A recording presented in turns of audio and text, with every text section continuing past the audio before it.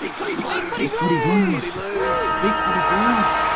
Come on, the big footy blues.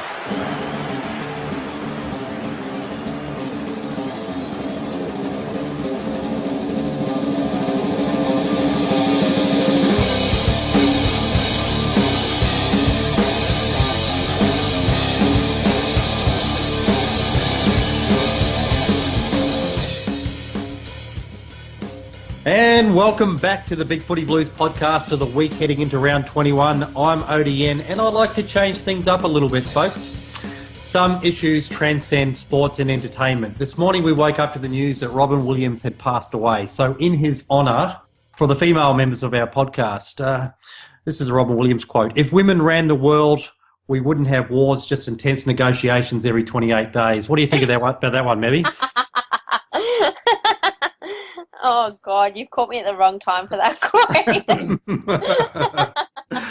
and guys, this is for us. See, the problem is that God gives men a brain and a penis and only enough blood to run one at a time." ShanDog, HBF. G'day. Very wise man, isn't he? Very true. And for some of our listeners out there, this will go out to Immortal Tyrant and Bluebell, who actually won our poster of the month for being drunk. Being a functioning alcoholic is kind of like being a paraplegic lap dancer. You can do it, just not as well as the others, really. So Nice. So with that in mind, moving right along to a little bit of blues news.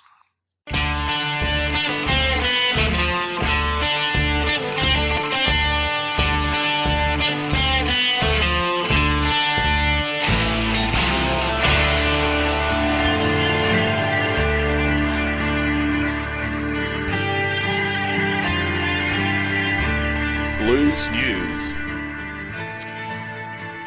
Carlton midfielder Chris Judd will play on in 2015, with the Blues champion indicating his intentions to continue his glittering career into next season. Judd, 30, met with coach Mick Malthouse and interim chief executive Andrew McKay on Monday morning to outline plans to sign a one-year contract extension for a 14th season. Carlton big man Matthew Cruiser is hopeful of returning from injury through the VFL this weekend. It's been a frustrating year for the 25-year-old who hasn't played since round one. Cruiser has been back running for a number of weeks and says on the whole his body is feeling good. So a couple of good pieces of news here, folks. Absolutely. Jardie. I can't think of one person who goes for Carlton who's not over the moon over that news. It was pretty. It was a nice little lift. Yeah, I was absolutely. having a pretty crappy day yesterday, and that was a nice little lift. So, I was interested to see that he said that he'd given it away, even as only about a month ago. He is still determined that he was going to retire, and he's had a change of heart, and it's the form on the field, and basically. Seeing that, playing in a team where everybody wants to win. And I think after watching Carlton the last few years and seeing how inconsistent we can be, the fact that Juddy thinks we've turned some sort of corner in that regard is heartening. What I found interesting was he kept saying that circumstances had changed, but no one really questioned him on what he meant by that. So to me, that means more than just like we started winning, because he could have just said it like that. There's something going on behind the scenes that we don't know about. I wish they would have asked him, but maybe they agreed before he went on that they wouldn't follow that line of questioning. I'm not sure. Yeah, you'd have to think it's got to be more than just, our form over the past few weeks that's changed his mind.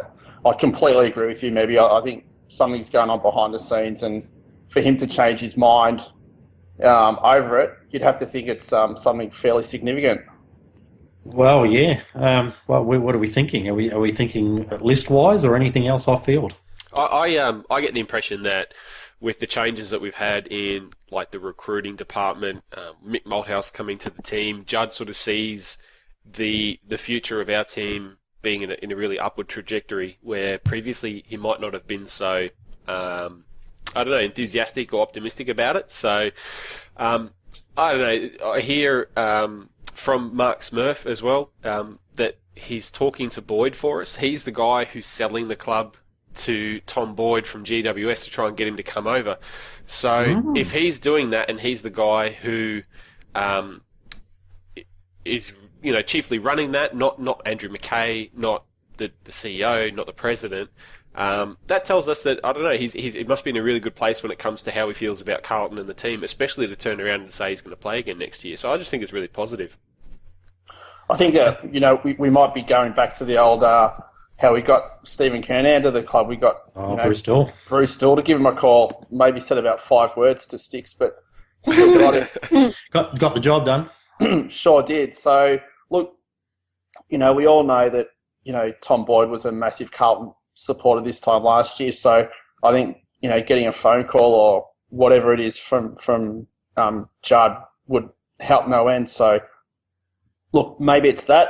Who knows? But, geez, having Tom Boyd play for us next year, if it happens, it would be amazing to see that. Yeah, we still got to get a deal done if Boyd wants to come, and we're still going to have to satisfy GWS, and it's hard to see how we're going to do that because all the people we're thinking about, from what Judd was saying, most of them seem like they're sticking around the club. So I guess it's going to be an interesting off-season for us. Yeah, look, I think so. We're sort of getting off the subject here, but this year's draft sort of, there's probably a top 5 or 6, and then it's really even after that. So, maybe the club's going to say, well, look, let's have a real dip at trying to get a couple of established players from other clubs, and if it means we trade out some early round draft picks, then, maybe that's what we do. But just, getting Boyd to the club, if he said he wants to come to Carlton, and, I've posted on BigFooty a bit that, whilst he's still under contract at GWS, it might be worth, might be better for GWS to actually trade him whilst he's contracted, so they get a better deal for him. If they wait till next year when he's out of contract, then they really don't have as much sort of control over him. So, be interesting to see what happens come, trade week or trade however long it is this week and free agency. So, I'd suspect we're going to be a very, very big player. I did put my thoughts down on the rumour thread, and I've said I think this is the deal that's going to happen. It's going to be Henderson, Casbolt, Garlett, Robinson, and pick 6 for Boyd, Shield, Hoskin Elliott, Plowman, and pick 20-something, whatever GWS have got. I think done. I would vomit. Do that deal. With Henderson. If anyone even says Henderson, I will vomit. And somebody threw up Simpson's name, and I nearly cried. So everyone just shut up. Yeah, Stop trying to take all my players.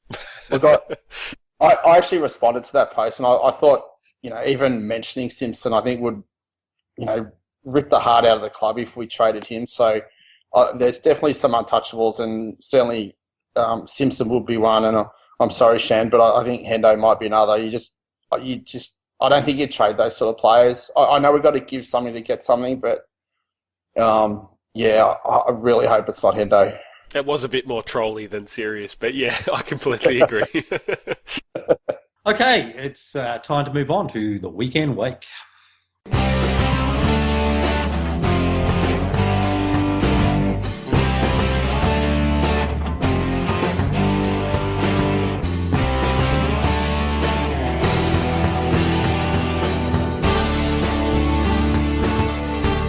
This is the weekend wake. On Saturday afternoon, Carlton 14-13-97 defeated Gold Coast 8-10-58. Goals for Carlton, Waite 5, Bell 4, Judd 2, and singles to Thomas, Gibbs and McLean. Best for Carlton, Judd, Waite, Simpson, Thomas, Gibbs, Murphy and Bell. Injuries, Yaron with a calf injury. Folks, we all said around about 5 goals last week, and they've panned out pretty well for us. How do you think the game went? Well, we're all geniuses, obviously. Obviously. ShanDog wasn't here, so present company excluded. I agreed totally on the other end. So how did we see it?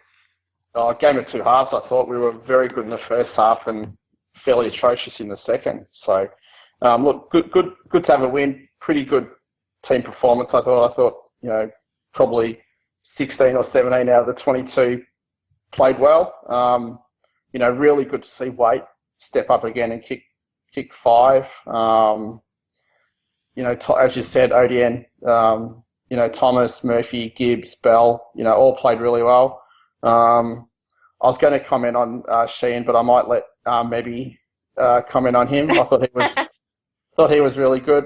I took out of it just a really good team performance, and hopefully we can take this into Friday night against Geelong. How good is Sheehan? Very good. His left foot is so good that Papa Homer's trying to bring back the woof for him. So every time he kicked the ball, Dad would be like, woof, and no one would join in. And I'm like, Homer, seriously, give it a rest. That's good. But he can bloody kick, and there's just something about the Irishmen that they're just not afraid of a contest. They're not afraid to get in there. That bounce looked disgusting, but I'll ignore that because his thighs are delightful. Oh, they're massive. Oh my, wow. I just want They were good. Anyway, it doesn't matter, but far out. He is a delightful looking fella, and he can play. Do you want to take a break there, ShanDog? I'll be back in 5. One thing that annoyed me was, I don't know, there was at some point where he misread the play and he ran in the wrong direction, and a guy 2 rows behind me started abusing him. And so I turned around and abused him right back because he'd only played 14 games prior to this one. So I think he's doing a bang-up job already, and I hope he stays in for Friday night. The game itself, the second half was dead boring. I hated it. I know people are saying that they feel like that was Mick's plan to tell them to take their foot off, but I doubt Mick came out at halftime and said, kick to the opposition and fumble all the time, because that's what we were doing. Nick Graham did really well, I thought. I got very frustrated, and I think so did he, because he was continually finding space and making leads and getting ignored, and then it resulted in a turnover a couple of times. Sorry, Doherty, but I mean you. My apologies. But yeah, we won. What can I say? That's it, really, isn't it? Bit disappointing to see Yaron limp off so early as well. I thought he was matched up on Bennell for a little while. It just looked like it would have been a really good contest to see, but sad to see him go, probably out for the year. But anyway, bring on Geelong. Over to you, Shan. Thanks, man. I was gonna actually ask a couple more questions rather than make a bunch of statements. I think Meb wrapped it up really well. There's a couple of things that I sort of was asking myself after the game, and that's what does Allard bring really? I'm not as critical as some people are on the forum about him and his role. I think he does a good job for what he's supposed to do, but I just wonder whether or not there's a place for him next year, and whether we should be replacing him already with someone else. And I was wondering whether or not that was the Dale Thomas that we can expect as a minimum as well. He had another great game, and it was really good to see. And Sheehan as well. Are we going to see him for the rest of the season? That was the sort of things that stuck out to me after the end of the game. So, it was great to have a win, but those are the questions I'm left with. Look, I'll take Allard, if you guys don't mind. I actually don't mind Allard as probably a depth player.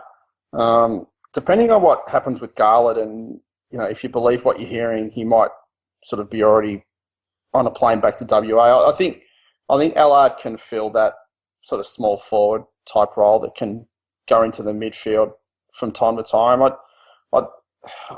I just like him. I think there's something about him. He'll always give you 110%.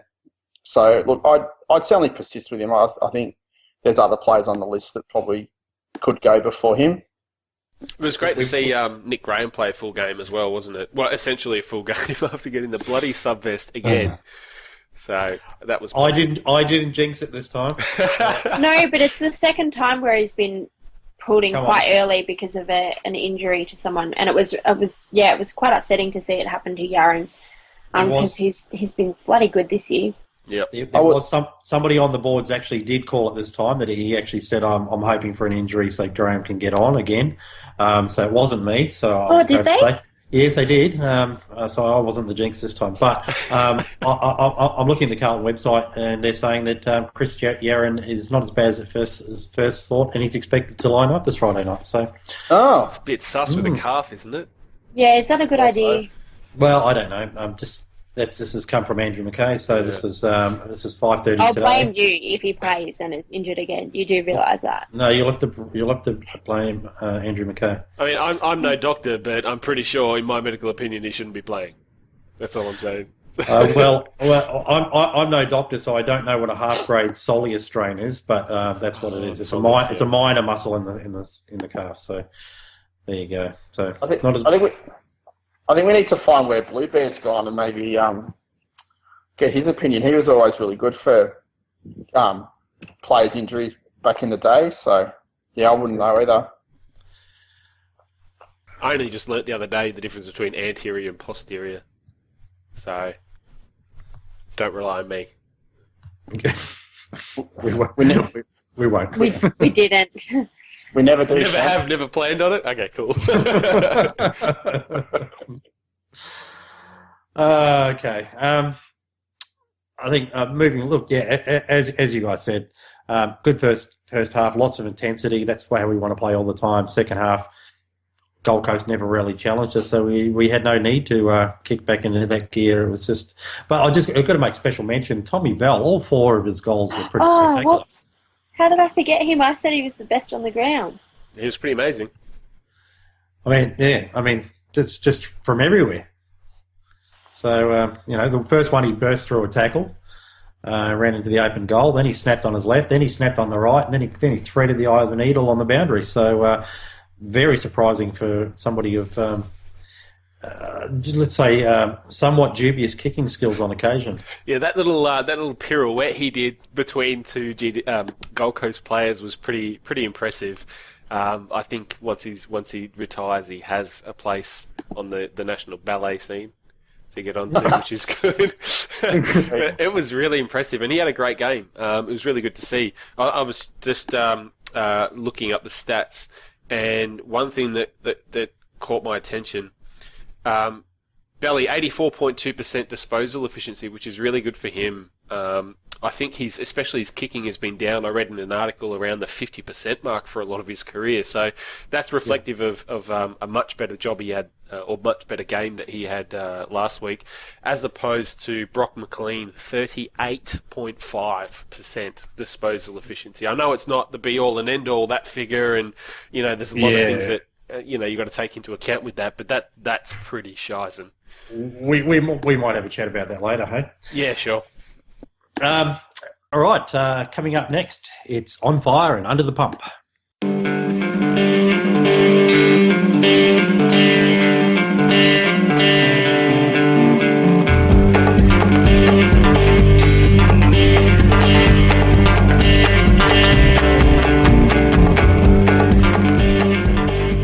On Fire and Under the Pump.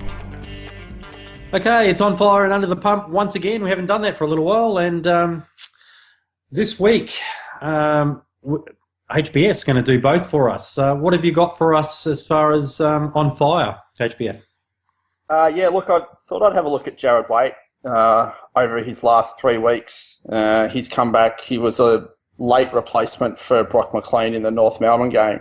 I just wanted to have a look at his last 3 weeks, and they've been really impressive. He's 19 disposals, 11 marks, 6 tackles and 4 goals against North. Against Freo, he had 19, 7 marks, 4 tackles and 3 goals. And on Saturday, he had 22 disposals, 9 marks, 4 tackles and 5 goals. So, his last 3 weeks have been ultra impressive.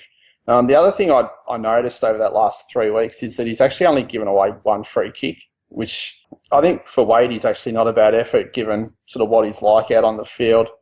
There's been some debate about what we're going to do with him next year, and I think if we can bring this sort of performance to the game each week, I think it's pretty obvious what we'll do. I think, in my opinion, what we should do is give him a 1-year contract with a minimum game threshold he needs to reach in next year, and then if he reaches that, then that triggers the 2nd year of his contract. But look, ultra impressive from him the last 3 weeks. I think I said on one of the podcasts that I think we're a much better team when he plays well, and you have a look at how well we've gone over the last 3 weeks. That's my On Fire. What do you guys think? You got anything else to add? No, I completely agree with that. He when good Jared Waite turns up, as everyone would probably relate to, then Carlton plays really, really well. And I think it's just one of those great shames, those great tragedies that we can't seem to get him every week to come and play like he has the last few. But again, not to hijack what you're just talking about, Mark Smurf, who, as we all know, is a bit of a has a lot of good inside information. He actually has passed on the forums and to me as well a fairly definitive weight will stay for next year. Yay! So yeah, it's good news. Let's hope that he can carry on with his form through the pre-season, have another good pre-season, and get stuck into round one next year. We hit the ground running, and yeah, he can be all the difference. Really, he's that important. I love Wadey, and he's one of the most exciting players to ever walk through the gates at Carlton. He just has that X factor, and he straightens the team up, and he provides so much. And he's the son of a gun, as we know. And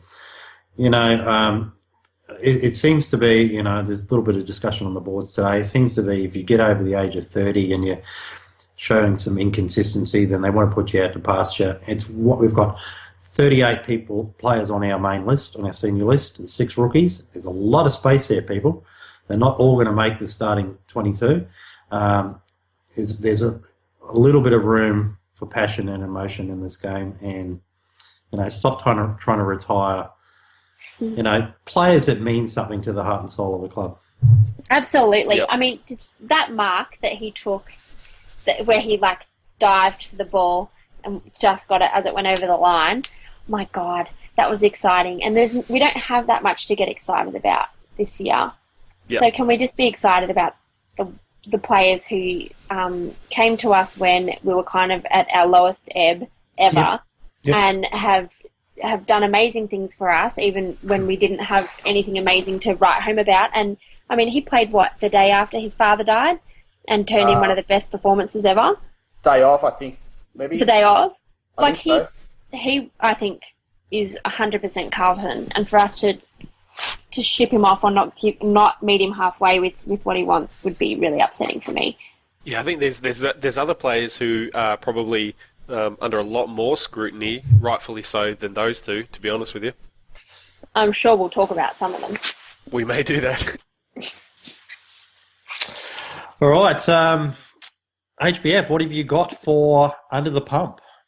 Look, under the pump, I wanted to have a look at Brock McLean. I guess, look, all I've done is I've gone back over the last couple of weeks for Brock, and look, I appreciate that he started as a sub against Freo, but he only had 2 touches in that last quarter, which didn't have any impact over the game at all.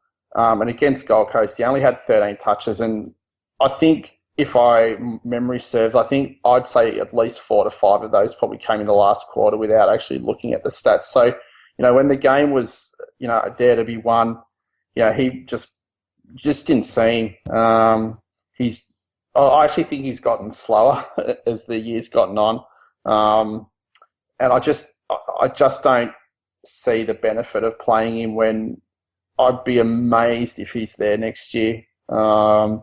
Look, everybody knows how much of a Patrick Cripps fan I am, and I think him not playing because McLean's in the team could be, hindering his development.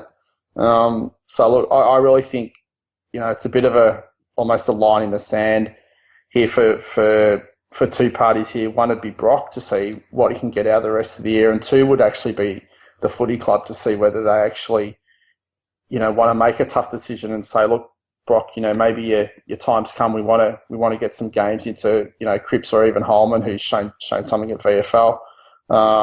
Look, he's done more than what I ever thought he would when he was playing at Preston. I thought his career was over, and then he just managed to give it a kickstart a couple of years ago. And look, he has been good for us, but I just don't see what he really brings to the table.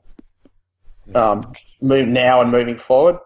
One thing that struck me was that he didn't just look slow as in running wise, but he looked slow decision making wise, and much slower than what he normally does. He looked a little bit lost. Looks a little bit disinterested. It looks like he's going through the motions. He's out of contract this year, is he? No, He's got another year, doesn't he? I thought he activated his extra year clause. Look, okay.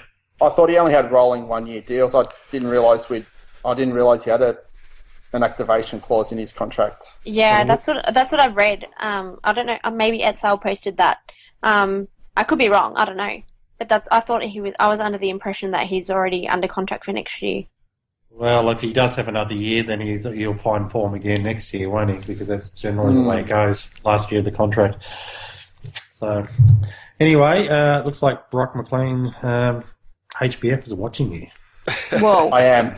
That's a bit creepy. Yeah. Well. I think he's actually watching Cripps a little more closely than he's watching Brock, but... One with admiration, one with stabby one with intent. Lust, I think, not admiration necessarily. Between all of that, I don't know how he has time to do anything else during the day. Yes, well, Not much. Cripps is a big strapping lad and he has good hands, so there you go. Oh, Boom Tish. That's good. All right, so I think we're going to move on really, really quickly. Next up, it's List It, Love It, or Leave It.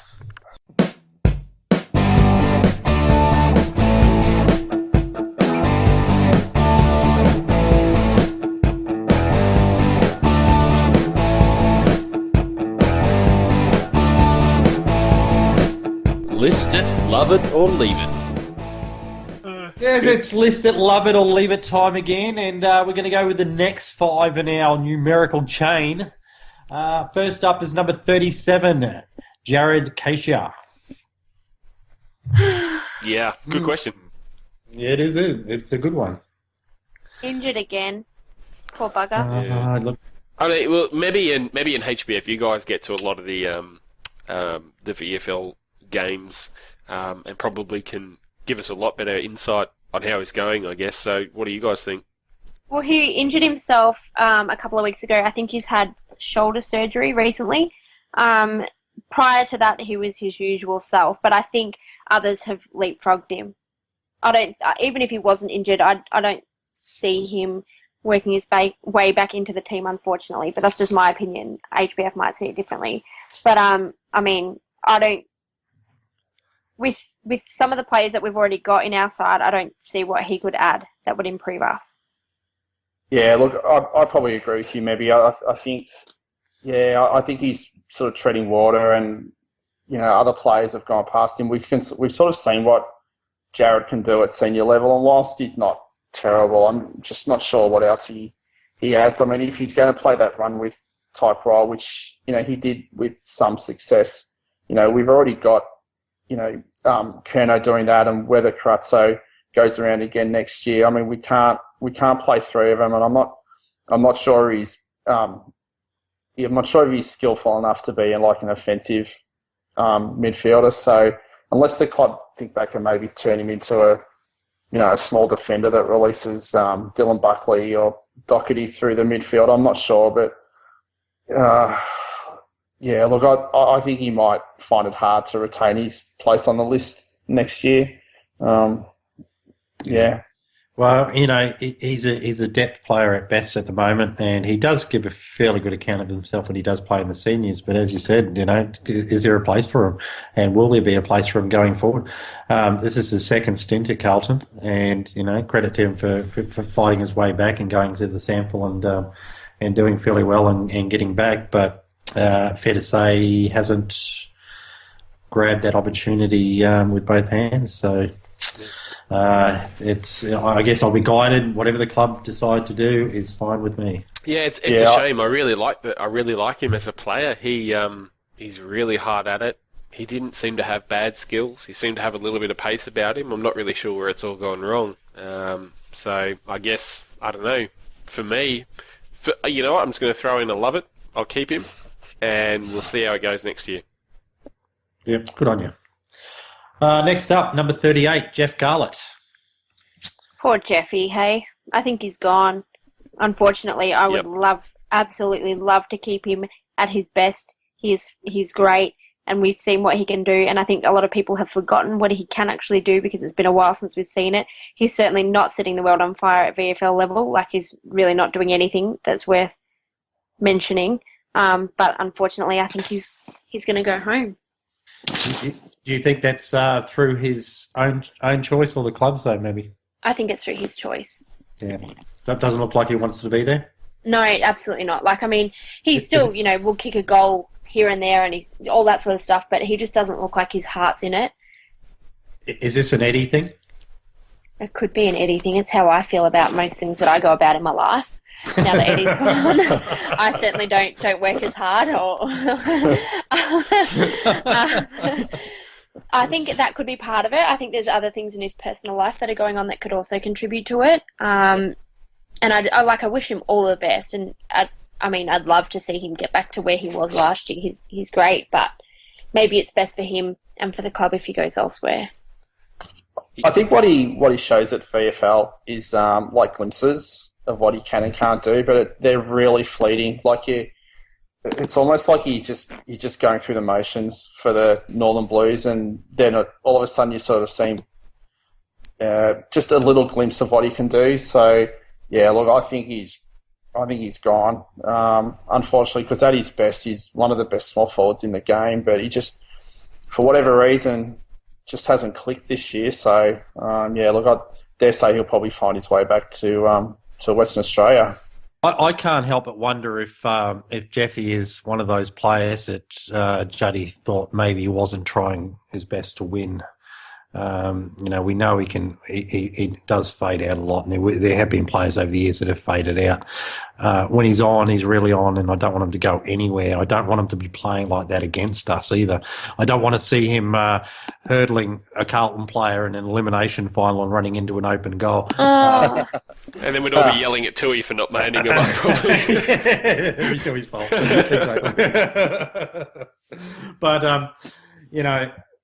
what can you do? It's a little bit untenable the way it is. If he doesn't want to be there, he doesn't want to be there, and he's off. And it does look that way. But maybe his issues are temporary, and maybe he does want to stay at the club. Who knows? But we will get something for him. Yep, fair enough, I think. Okay, moving right along. Number 39, Dale Thomas. Well, Mick loves him. Legend. How do Carlton supporters feel? He's getting better and better every week. I think he's getting better for fitness base. He's getting better at doing what we need him to do. If he's got Mebby's support, then I'm with him too.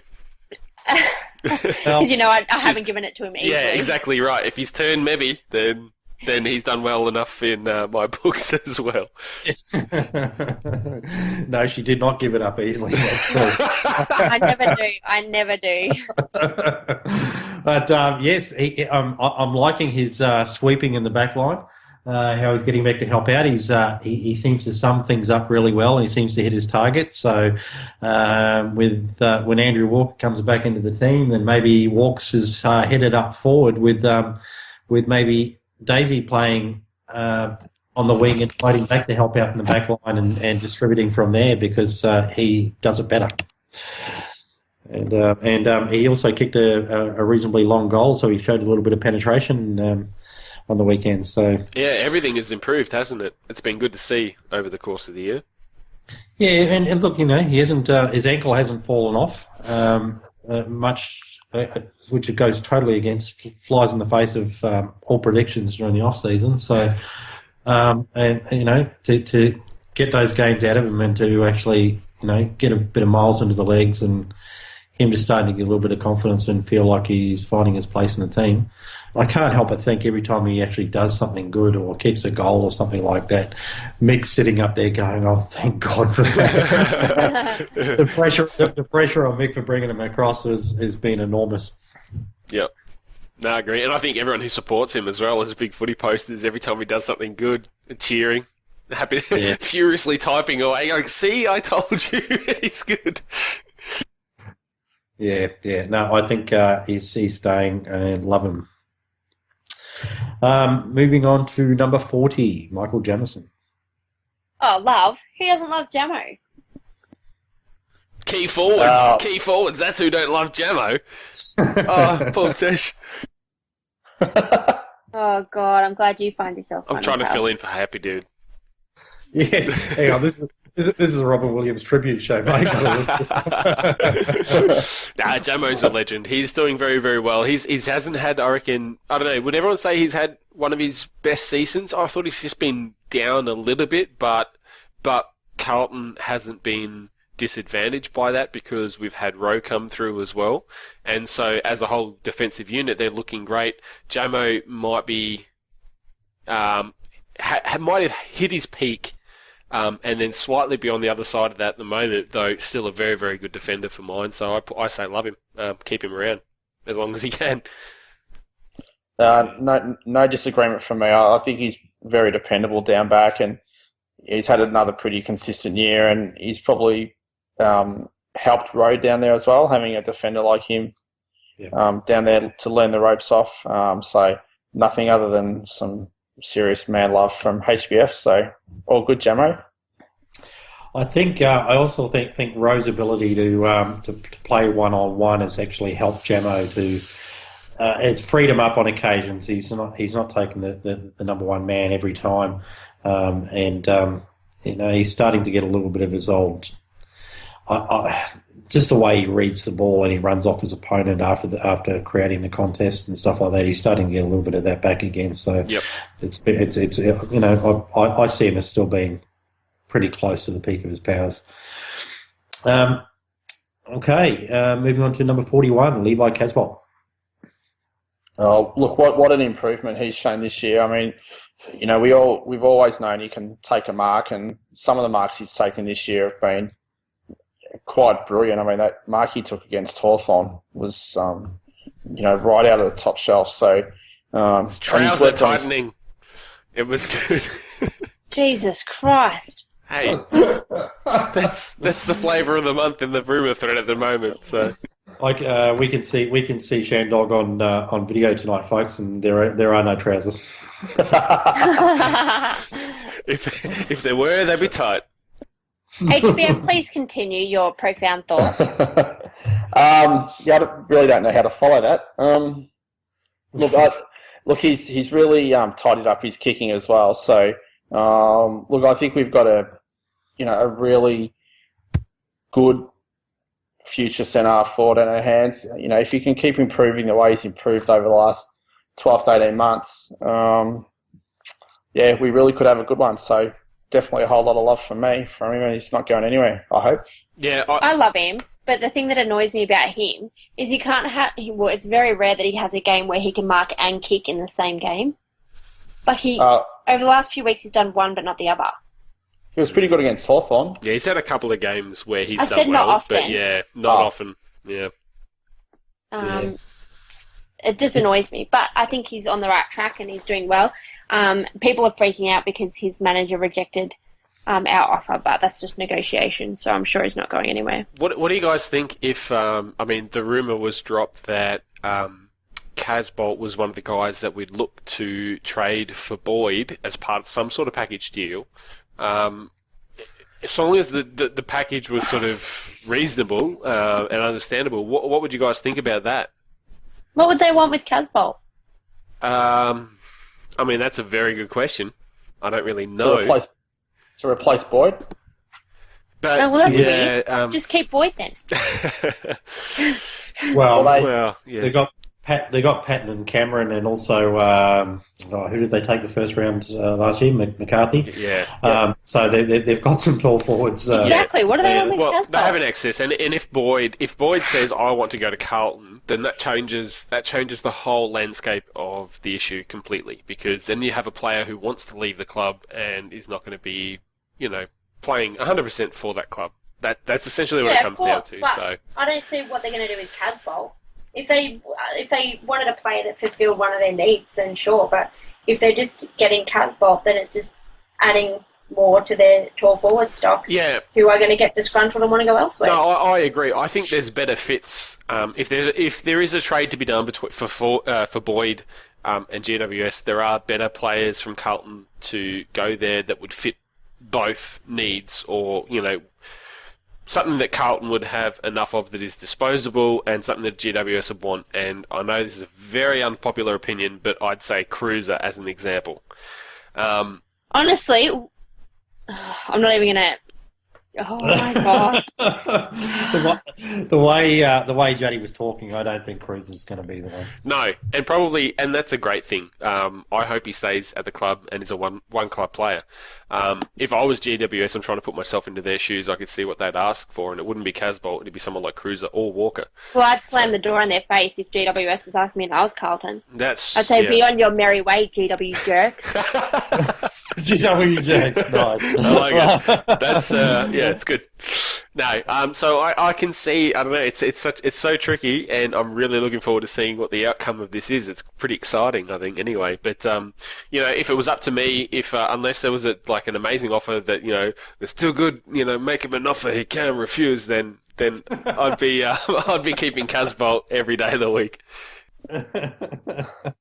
How many of those scotches have you had tonight, Shan? What scotches? I don't know what you're talking about. Can't refuse. Oh, dear. Okay, moving right along. It's time for pre-game pep talk.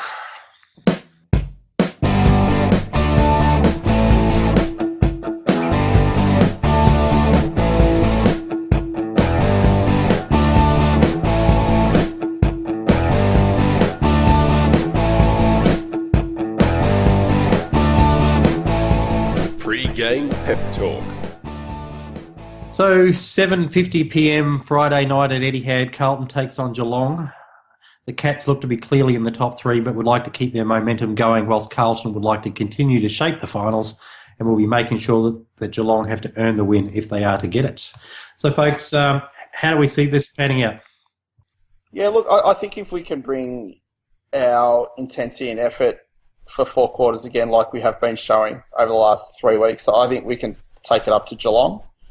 Look, I'm not really expecting us to get over the top of them with sort of all the injuries that we've got, and they're still fighting for a top 4 position. Look, I think it'll be a good game. Geelong really have never sort of taken us to the cleaners as such, and I think with only 3 weeks to go, I think we'll really want to make a statement and just play some good footy, particularly on a big stage on Friday night. I hope Sheehan stays in. He was really good on Saturday against Gold Coast. I'd like to see Cripps get a game, please. Get a game. Are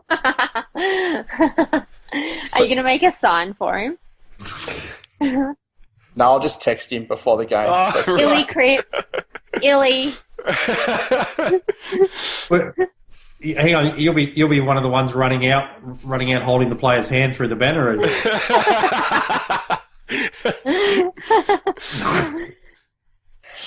Yes, I will be. Yes, I will. So look, I just hope for a 4 quarter effort. I just don't think we're good enough, and I think maybe if Geelong are, say a goal a quarter better than us, then somewhere between a 3 and 4 goal loss wouldn't be terrible.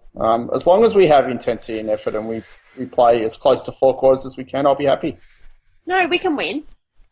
We can win. We almost won last time, and this time we'll be mad about that. Yep. And I think we'll be out with a point to prove. We've been playing much better footy in the last couple of weeks than we were in the week leading up to the game against Geelong. So let's win, guys. I'm saying 1 goal. Go us. Absolutely. Boom. Yeah, I'm 100% with Mebby because, basically for exactly the same reasons. We had a great game against them realistically not that long ago. I know we've got a couple of outs, but they might as well. Stevie J might be out, which would make our midfield matchups a whole lot better. As much as you hate seeing champions out of the game, that's a great plus for us. I would love to see us go in there, Casbolt kick 2 or 3, Waite kick another 4 or 5, and Menzel, love to see him in there having a great game. So, it's going to be... He's due for one. Yeah, he is. But I think we're well in with a chance. I mean, just common sense would tell you it wasn't that long ago that we pushed them right to the last minute of the game before they sort of won. Why can't we do that again? We're in good form at the moment. So, yeah, looking forward to the game. I think we will win by 10 goals. Whoa. All right, happy dude, calm down. Yeah. Look, we do match up on them pretty well. They did get over the top of us in the dying moments of the game we played against them. Fremantle got over us in the last minute of play, and Fremantle almost got over Geelong with a kick after the siren. Those three teams are matching up very, very well, and it seems that they can't really get away from each other. So I don't see any reason for Geelong to be a goal a quarter better than us. I think it'll help if Yaron is available because we do need a fast defensive player with the likes of Motlop, who's in very good form for Geelong, and the way Christensen and the other small players for the Cats are sort of getting a bit of the ball. But overall, Geelong they're not an overly quick team, and I think we have our midfielders can compete pretty well with them, especially when you look at the form of Judd, Murphy and Gibbs at the moment. Our midfield's as good as anybody. All right, folks. I think we've said enough tonight. I think we've covered a lot of ground, and it's that time of the week again. So I'll say good night to Mebby. Good night, everyone. Go Blues. HBF. Good night, everybody. And ShanDog. Good night, everybody. Love you. Bye. Oh, we love you too, ShanDog. Could have waited until after the podcast ended. Good night, everybody. Go Blues. Good night.